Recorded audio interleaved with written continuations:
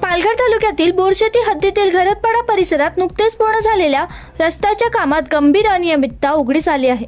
या रस्त्याच्या बांधकामात निकृष्ट दर्जाचे साहित्य वापरण्यात आल्याचा आरोप सामाजिक कार्यकर्ते अमोल गर्जे यांनी केला आहे। त्यांच्या म्हणण्यानुसार ठेकेदाराने सिमेंटचे प्रमाण कमी ठेवून जास्त प्रमाणात खडीचा वापर केला असून त्यामुळे रस्त्याच्या काँक्रीटमध्ये हनीकॉम्बिंग सारखी धोकादायक पोकळी निर्माण झाली आहे। ही बाब अत्यंत गंभीर असून नागरिकांच्या सुरक्षतेचा प्रश्न निर्माण झाला आहे।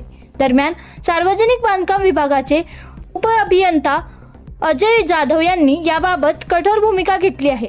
त्यांनी स्पष्ट शब्दात सांगितले की सदर रस्ता दुरुस्त करण्याचा कोणताही पर्याय नसून संपूर्ण काम तोडून नव्याने व नियमानुसार करण्याचे आदेश संबंधित ठेकेदाराला दिले जाणार आहेत। स्थानिक नागरिक आणि ग्रामस्थांनी यावर संताप व्यक्त करत दोषी ठेकेदारावर केवळ चौकशी न करता त्याला कायमस्वरूपी काळ्या यादीत टाकण्याची मागणी केली आहे।